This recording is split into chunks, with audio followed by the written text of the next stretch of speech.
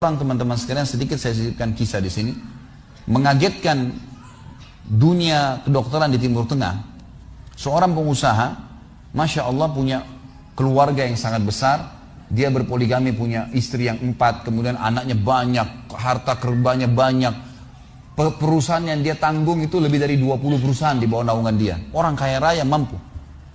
Subhanallah, satu waktu di umur 63 tahun dia datang periksa ke dokter. Dia ngerasa nggak enak, sesak nafas. Waktu difoto di ronsen, tiba-tiba dokter yang foto itu kaget. Waktu selesai di ronsen, dia katakan, mana tadi pasien yang di ronsen? Mana pasien tadi? Pasien masih duduk di depan. Pastikan pasien ini cari di ruang kematian. Gak mungkin, secara ronsen sudah tidak bisa. Jantungnya tidak berdetak. Orangnya tidak berdetak jantungnya. Subhanallah, pada saat dicek ternyata tidak berdetak betul. Di tanah mana dokter ini tidak percaya, dia teriak, dia mengatakan ada orang mati baru di ronsen tapi bernafas, gitu kan. Dia panggil telepon teman-teman spesialisnya, kemudian ditelepon datang. Kemudian dikasihlah gambar tersebut kepada temannya mengatakan, mana jenazah ini? Kata temannya yang dokter yang satu yang foto pertama, ini bukan jenazah, ini orang yang lagi duduk. Kaget dokter yang kedua, jantungnya tidak berdetak secara medis, nggak mungkin bisa hidup. Bagaimana ceritanya nih? Dipanggil, apakah ini punya Anda? Dia bilang, iya ini punya saya. Dicek lagi kedua kali, benar. Dua-dua dokter ini tahu secara teoritis, shock. Ini nggak mungkin orang mati nih. Nggak ada ceritanya nih. Dipakai alat USG pun jantungnya tidak berdetak. Kok bisa hidup nih? Bisa ngobrol. Telepon teman-temannya. Sampai dokter-dokter yang asli dari Jazirah Arab pun yang ada di Eropa, dokter spesialis pada datang keesokan harinya, cek, nggak percaya kejadian ini. Dicek ternyata benar. Kemudian ditelusurin lah, kira-kira bagaimana bisa orang ini masih bernafas, masih ngomong. Si pasien ini mengatakan, ada apa sebenarnya? Dia bilang, orang seperti Anda gak mungkin hidup, sudah mati. Lalu kata dia, apakah orang seperti saya, jantung tidak berdetak, bisa punya keluarga? Mereka bilang, mustahil. Dia bilang, saya punya istri, dan saya melayani mereka. Apakah orang seperti saya bisa bekerja? Dia bilang, mustahil, saya menaungi 20 perusahaan saya.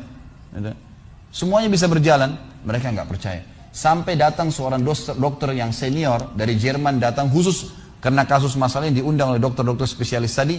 Dicek, ditemukan ternyata teman-teman sekalian di bagian bawah jantungnya ada urat-urat saraf seperti terbuat ya, seperti dibuat secara alami yang mengalirkan darah-darah tertentu sehingga ada pompa nafas di situ. Tidak ada di manusia lain, cuma di orang ini saja. Semua dokter mengatakan ini nggak masuk di akal, nggak ada manusia seperti ini di dunia. Jantungnya sudah tidak bergerak tapi masih bisa hidup karena dari rongga-rongga urat saraf yang keluar itu bisa masuk udara, oksigen dan terpompa, akhirnya hidup dan hidupnya normal, gitu kan. Subhanallah, ini sesuatu keajaiban.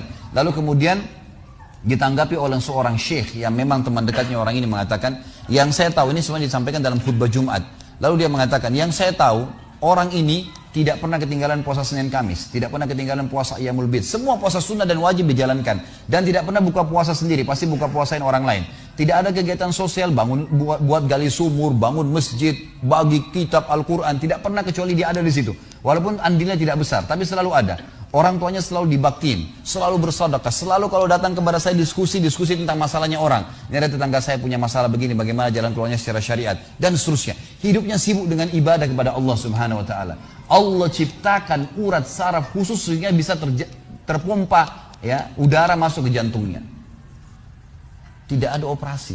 Ini yang dikatakan yaj'al min amri yusra. Mudah, aneh, dokter nggak masuk di akalnya. Dan ini banyak orang subhanallah lupa dengan Allah Azza wa Jalla. Subuh besok insya Allah kita akan bahas lebih jauh masalah itu. Mereka tidak tahu kalau kekuatan Allah SWT. Sakit, dokter, dok, bagaimana saya bisa sembuh? Subhanallah. Sebelum pergi akhi, ukhti, bilang, ya Allah, jadikan dokter ini penyebab saya sembuh. Sembuh insya Allah.